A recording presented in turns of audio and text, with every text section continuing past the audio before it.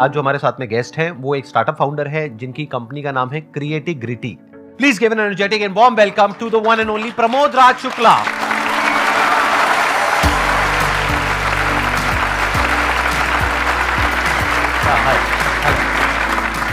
Please बैठिए।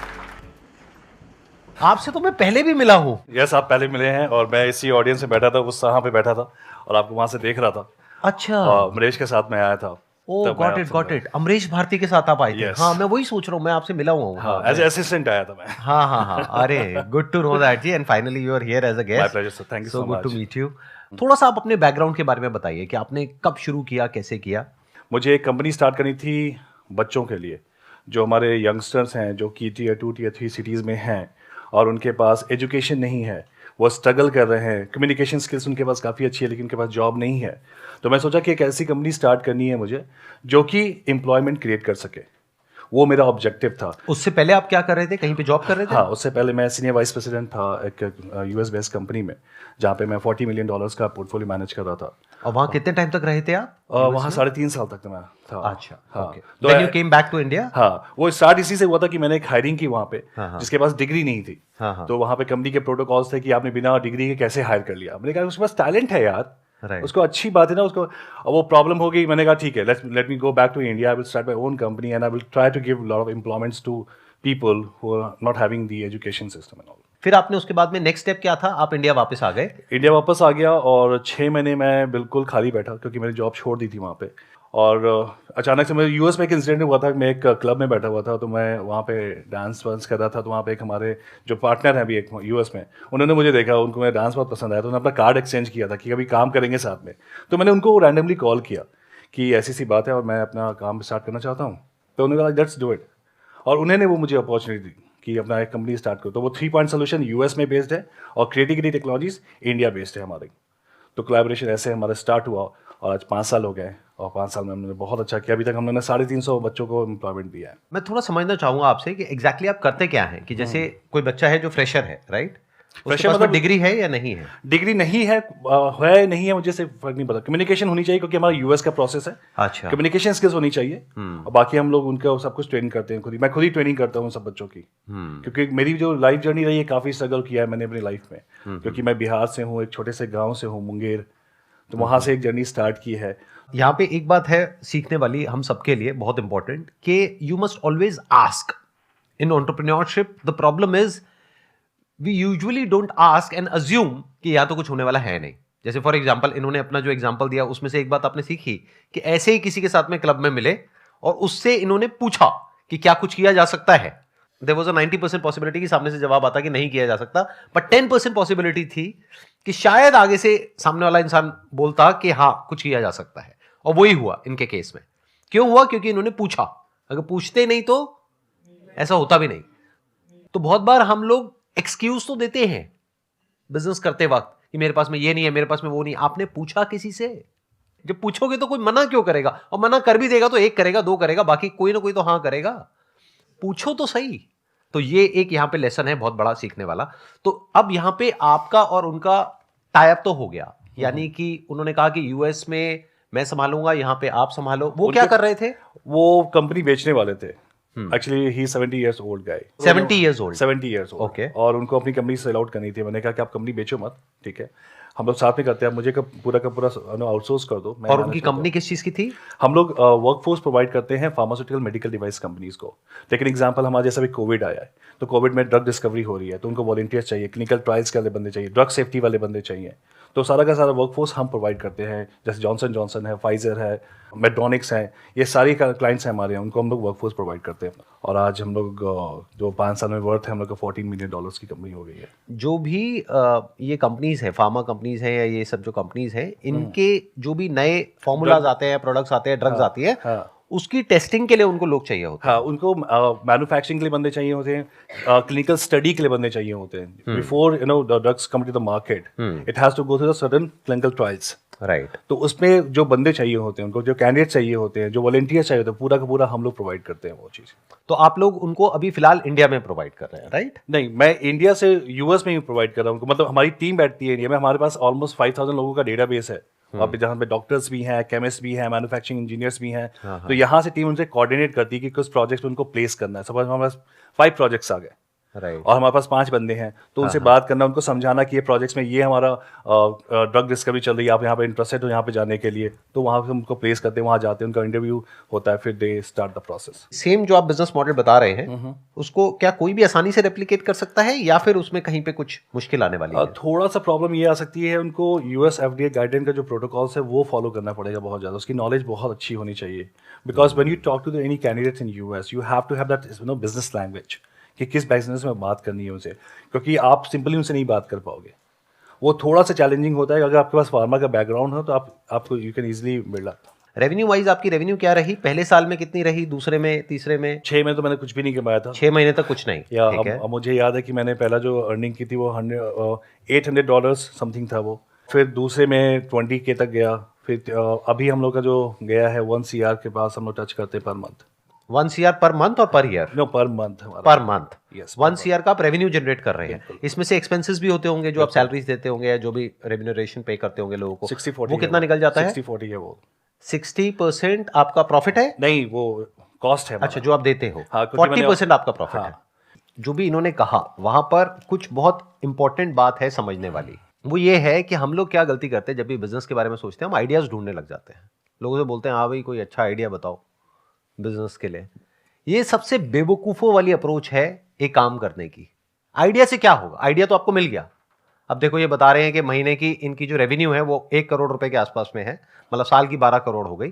40% इनकी profitability है। दैट मीन्स अभी अगर इनकम टैक्स रिटर्न के हिसाब से देखा जाए तो 3-4 करोड़ रुपए का प्रॉफिट आप अर्न कर रहे हो, राइट? खर्चे निकालने के बाद में साल का। सो अब पॉइंट ये आता है कि आइडिया तो आपको मिल गया। आइडिया क्या है कि इंडिया में अनएम्प्लॉयमेंट बहुत ज्यादा है और यहां पर कॉस्ट ऑफ मैन पावर है वो कम है इंडिया के अंदर, बाहर बहुत ज्यादा है। तो क्या हो उन लोगों को कुछ सॉल्यूशंस प्रोवाइड करे जाएं, और वो फार्मा कंपनीज के लिए भी हो सकता है और भी बहुत सारी कंपनीज के लिए अलग अलग तरीके से हो सकता है। ये तो हो गया आइडिया। आइडिया मिल गया, अब क्या करोगे? जाकर के आपको लगता है कि आप इतनी सक्सेसफुल कंपनी बिल्ड कर पाओगे? कितनों को लगता है कर पाएंगे? 3-4 लोगों को लग रहा है कि वो कर पाएंगे। ठीक है, इसको आप कॉन्फिडेंस भी कह सकते हो, ओवर कॉन्फिडेंस भी कह सकते हो। मेरे स्टैंड पॉइंट से देखोगे तो ओवर कॉन्फिडेंस है। क्यों? क्योंकि उसके पीछे एक रीजन है। काम हमेशा वो करना चाहिए जिस काम से रिलेटेड आपके पास में कुछ नॉलेज हो, एक्सपीरियंस हो, कोई स्किल हो। ये जो सक्सेसफुल हो पाए इस इंडस्ट्री में, वो इस वजह से हो पाए क्योंकि इनके पास में यूएस में ऐसी कंपनीज में काम करने का 3-4 साल का एक्सपीरियंस था। तो इन्होंने अपनी लाइन से रिलेटेड काम किया। ये नहीं कि कोई बिजनेस आइडिया सर्च किया। इन्होंने मेरा जो बिजनेस है उसके कंपटीशन में एक वेबसाइट लॉन्च नहीं करी। वो करते तो there is a strong possibility 99.99% के फेल हो जाते। क्योंकि और बहुतों ने किया और वो फेल हो गए। क्योंकि एक बैकग्राउंड होता है, जिस बैकग्राउंड से आप पहले चीजों को समझते हैं फिर काम करते हैं। आइडिया की कोई वैल्यू नहीं है गाइस। आइडिया की कोई वैल्यू नहीं, एग्जीक्यूशन की बहुत वैल्यू है। आपको इकोसिस्टम समझना पड़ेगा कि जो कोई भी आइडिया आप रन कर रहे हो उसका इकोसिस्टम कैसे काम करता है। आप कोई भी कंपनी की स्टार्ट करना चाहते हो, उसके जो कंप्लाइंसेस है बहुत इंपॉर्टेंट है। आपको नहीं पता उसकी गवर्निंग बॉडी जो है, गवर्निंग बॉडी ना, जो गवर्नमेंट का जो उसमें इन्वॉल्वमेंट है वो कितना ज़्यादा है। आप ये बिजनेस स्टार्ट करोगे, पता चला आप 3-4 दिन में आपके पास गवर्नमेंट आके खड़ी होगी कि आपने ये कंप्लाइंसेस फॉलो नहीं किया, वो काम आपकी कंपनी शट डाउन हो जाएगी। तो अगर ये समझना है ना कि मुझे क्या काम करना चाहिए, तो अपने बैकग्राउंड को देखो, अपनी पास्ट लाइफ को देखो।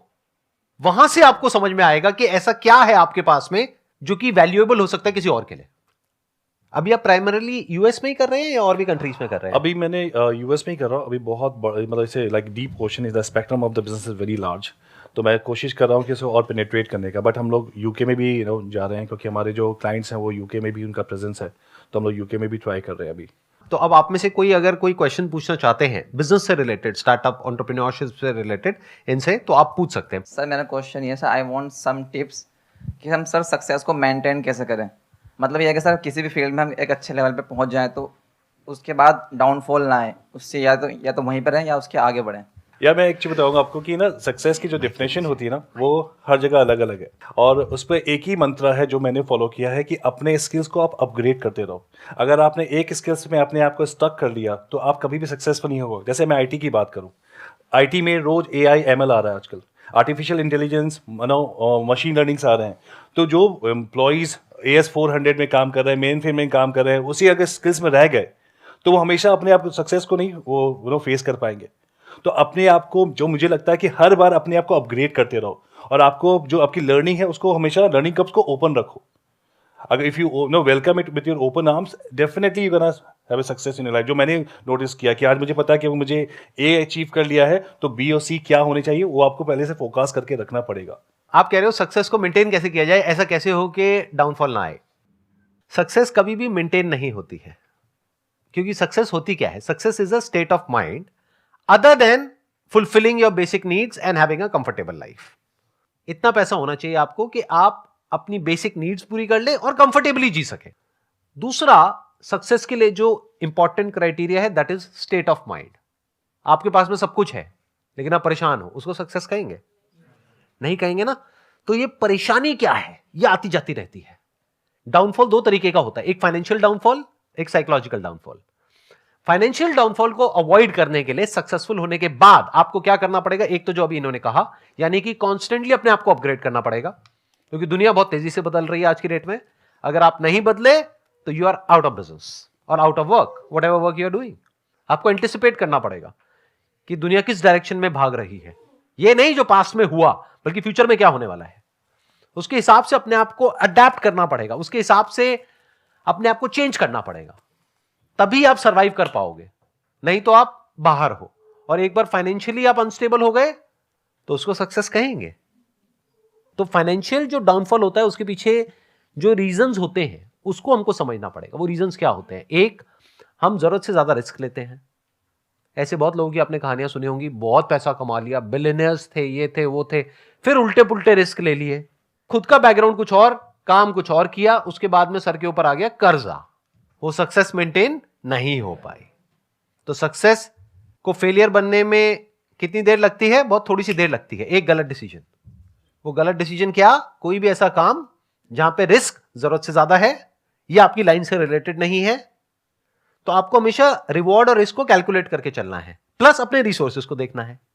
अरे भाई, जितना पैसा है उतना ही लगाओ ना. ले भी रहे हो बैंक से तो इतना लो जितना कि आप आराम से दे सको.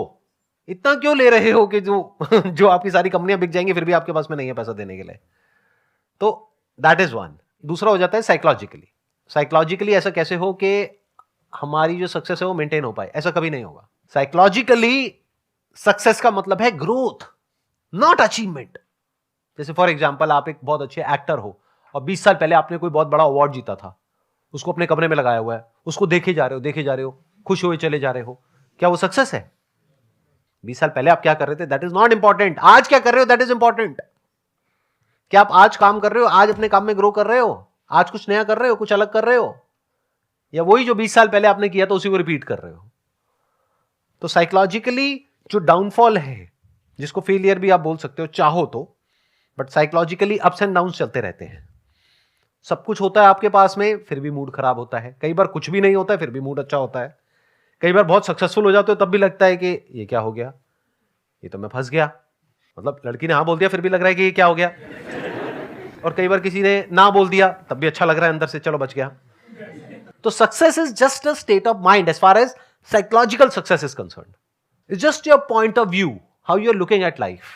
तो साइकोलॉजिकली डाउनफॉल आना ही आना है. इस गलतफहमी में मत रहना कि कभी डाउनफॉल नहीं आएगा. सबकी लाइफ में अप्स एंड डाउन्स आते हैं. बाहर क्या चल रहा है उससे मैटर नहीं करता है, अंदर क्या चल रहा है वो बिल्कुल अलग होता है in most of the cases उससे जो बाहर चल रहा होता है. बाहर सब कुछ सही होता है, लेकिन एक छोटी सी प्रॉब्लम होती है, उसकी वजह से लाइफ की धज्जियां उड़ी होती है. तो साइकोलॉजिकली सक्सेस का मतलब क्या है कि डाउनफॉल्स आएंगे. ये नहीं है कि डाउनफॉल्स नहीं आएंगे, बार बार आएंगे. एक बार नहीं आएंगे, 1000 बार आएंगे, लेकिन हर बार आप वहां से बाहर निकलोगे और स्ट्रांग होकर के निकलोगे. क्योंकि अब आपको एक और समझ आ गया है कि इस तरह का साइकोलॉजिकल जब डाउनफॉल आता है तो यहां से बाहर कैसे निकलते हैं. मेरा क्वेश्चन ये कि मैं बिजनेस या कुछ करना चाह रही हूँ, माइंड हमेशा से कि कुछ अलग करना है, और वही बेसिकली साइकोलॉजिकली मुझे अचीवमेंट या ग्रोथ को जानना है. मतलब बेसिकली आज यहाँ ये इसलिए हूँ क्योंकि मुझे इस एनर्जी को फील करना था. तो मेरे माइंड में आया मुझे मेंटल हेल्थ रिलेटेड कोई बिजनेस करना चाहिए. तो इज इट ओके इस तरीके के टॉपिक से रिलेटेड बिजनेस करना? What she is saying is कि क्या मेंटल हेल्थ से रिलेटेड भी बिजनेस किया जा सकता है? आपके क्या थॉट्स हैं इसके बारे में? बिल्कुल किया जा सकता है, और काफ़ी लोग कर रहे हैं. अगर आप बैंगलोर में देखिए, मैं पॉडकास्ट भी करता हूँ, और मैं पॉडकास्ट पे 2-3 लोगों का मैंने इंटरव्यू किया है. वो मेंटल हेल्थ पे एप्स रन कर रहे हैं, जहाँ पे वो साउंड हीलिंग कर रहे हैं, म्यूज़िक हीलिंग कर रहे हैं. राइट, वो ऐप अवेलेबल है, डाउनलोड करके लोग उसको यूज़ कर रहे हैं। तो आप बिजनेस कर सकते हो, लेकिन ये देखना बहुत ज़रूरी है कि वो आइडिया कितना आगे चलेगा, क्योंकि मेंटल हेल्थ में जब हम बात करते हैं मेंटल हेल्थ में कोई बिजनेस करने का, लोग थोड़ा हेजिटेंट हो जाते हैं, यार ये मेंटल हेल्थ में पैसे क्यों लगाना है। लेकिन listen to Sandeep Maheshwari, right. हाँ हाँ, तो अगर आप ऐसा कोई बिजनेस करोगे तो आपका सबसे बड़ा कॉम्पिटिटर तो मैं ही हूँ।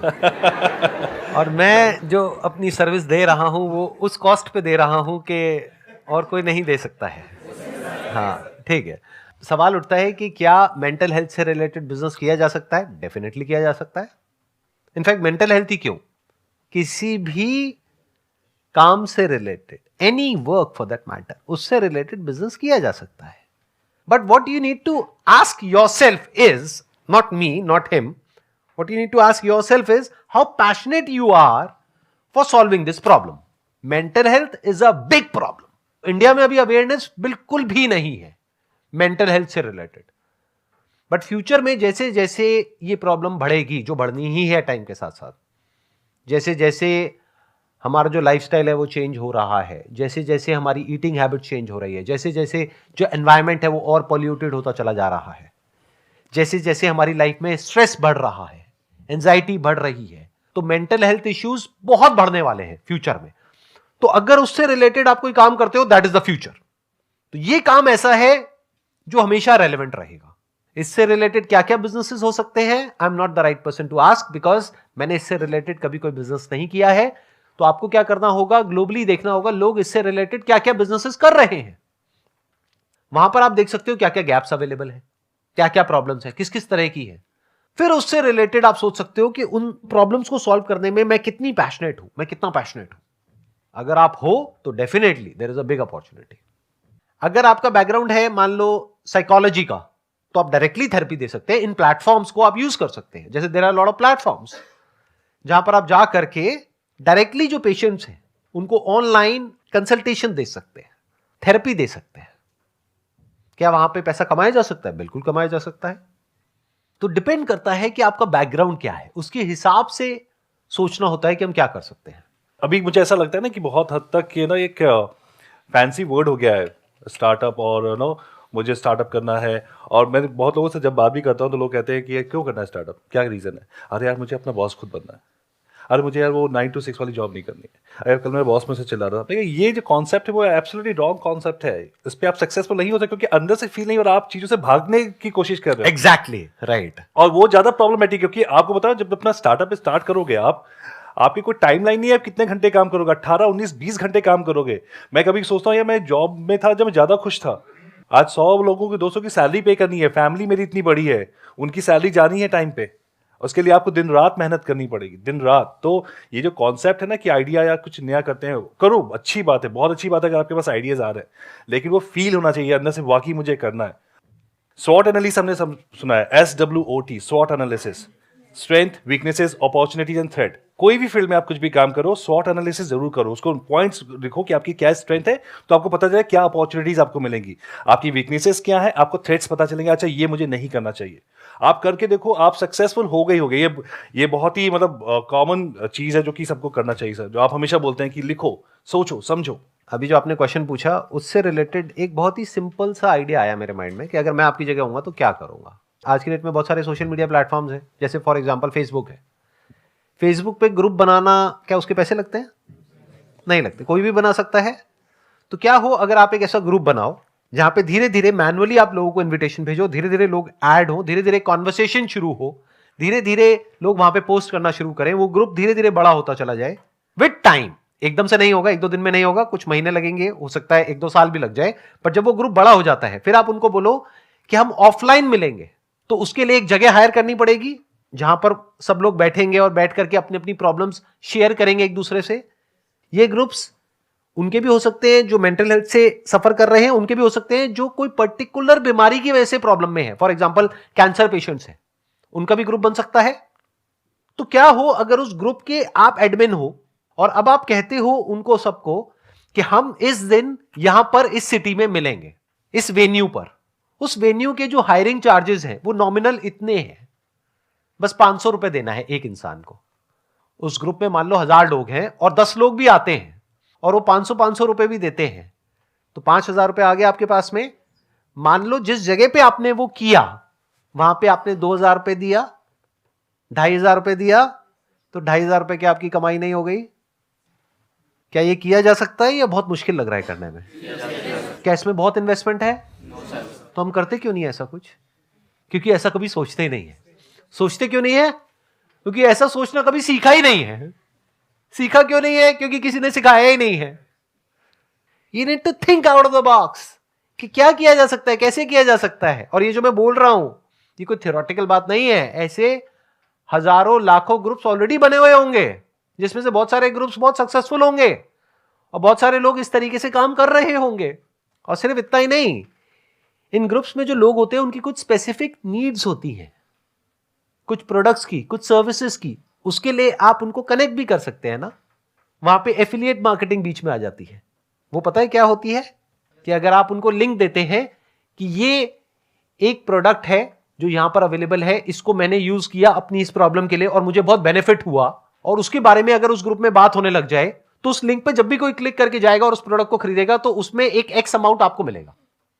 इसको एफिलिएट मार्केटिंग बोलते हैं। वो खरीदेगा उस वेबसाइट से, यानी मान लो अमेजॉन से या फ्लिपकार्ट से या कहीं से भी, पैसा आपको भी मिलेगा। ये एक और रेवेन्यू मॉडल आ गया।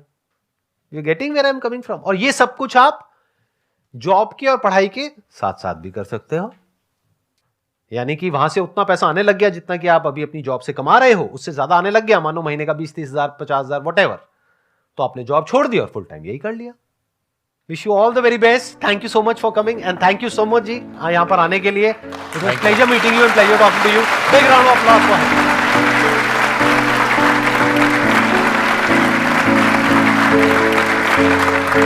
हिम।